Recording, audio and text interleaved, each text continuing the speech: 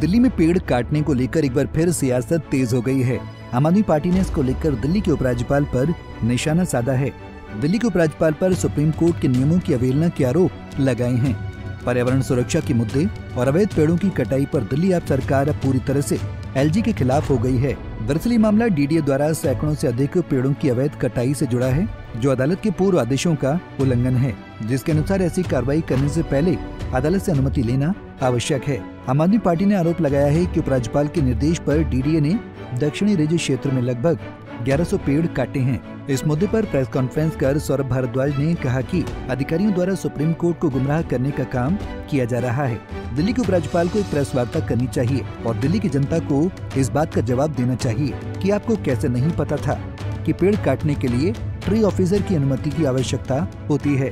उन्होंने पूरे प्रकरण पर प्रश्न उठाते हुए कहा कि वाला अधिकारी जो कि छोटी छोटी बातों का मुद्दा बनाकर दिल्ली के मंत्रियों के खिलाफ पत्र लिखते हैं, उनमें से किसी एक में भी इतनी सी हिम्मत नहीं हुई कि वो एलजी को ये बता सकें कि इन पेड़ों को काटने के लिए अनुमति की आवश्यकता होती है और पेड़ों को काटने की अनुमति नहीं है तो ये पेड़ नहीं काटे जा सकते।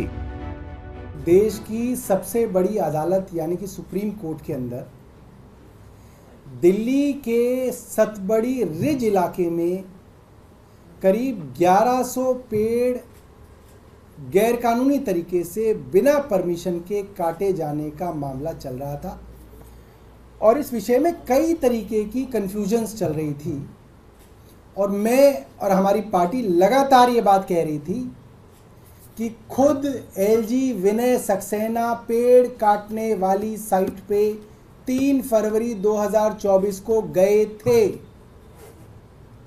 कोर्ट ने जब ये बात पूछी तो कोर्ट में भी इस बात को गोलमोल करके बताया गया, नहीं एलजी साहब वहां नहीं गए थे, एलजी साहब हॉस्पिटल के विजिट पे गए थे।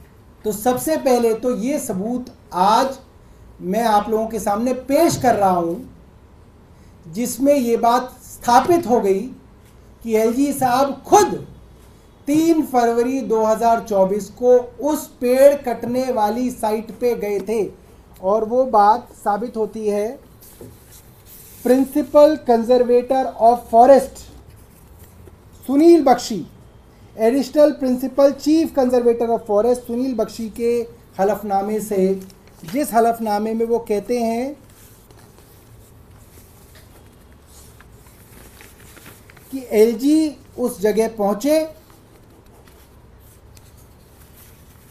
और एलजी ने जो डायरेक्शन दी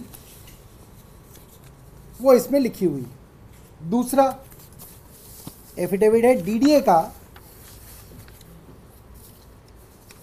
डीडीए के member engineering mister Ashok Kumar Gupta ने भी अपने एफिडेविट में लिखा है, ये सुप्रीम कोर्ट के अंदर दिया हुआ एफिडेविट है, on 3 February 2024 honourable LG after completing the visit to Central Armed Police Force Institute of Medical Science had a stopover on CAP FIMS road where he reviewed the progress of road construction work, emphasizing on the expeditious execution of the said work.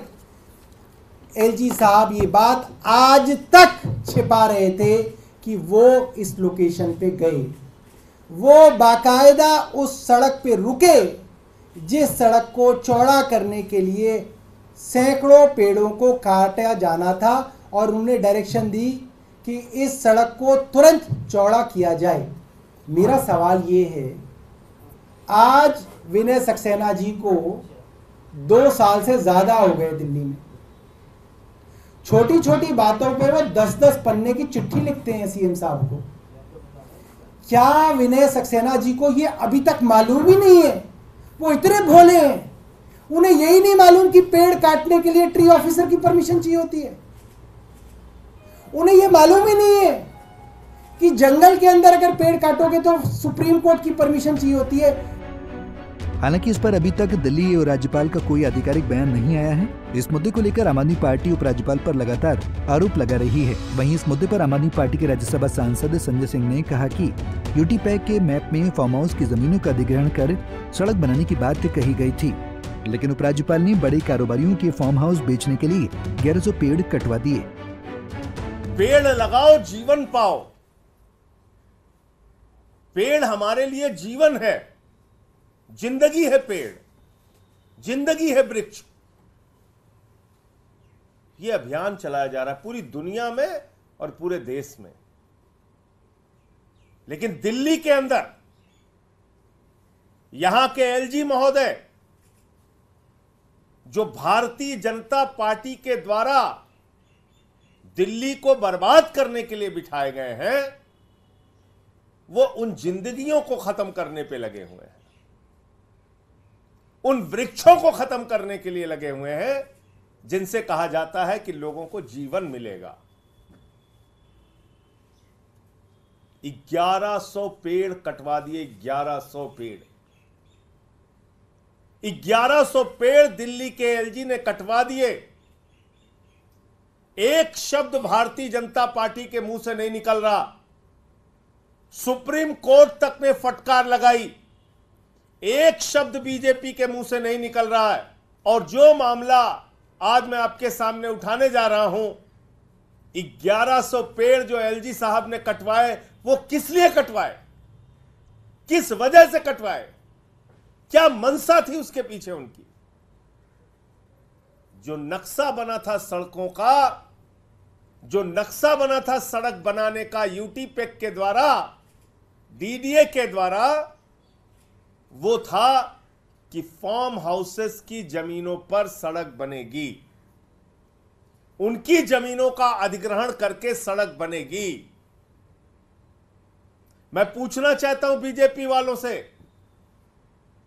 क्या deal हुई? मैं पूछना चाहता हूं LG साहब से, क्या deal हुई फार्म हाउसेस वालों से? क्या डील हुई? किस कारण से फार्म हाउसेस की जमीन पर सड़क ना बनवाकर पेड़ कटवाए गए और सड़क बनाई गई? ये सीधे सीधे पर्यावरण को तो मारने की कोशिश है ही, साथ ही साथ एक बहुत बड़े जांच का विषय है कि फार्म हाउसेस की जमीन जहां पर मूल रूप से नक्शा बना था कि सड़क इधर से निकलेगी, फार्म हाउसेस को बचाने के लिए 1100 पेड़ एलजी साहब ने क्यों कटवाए? क्या डील हुई थी?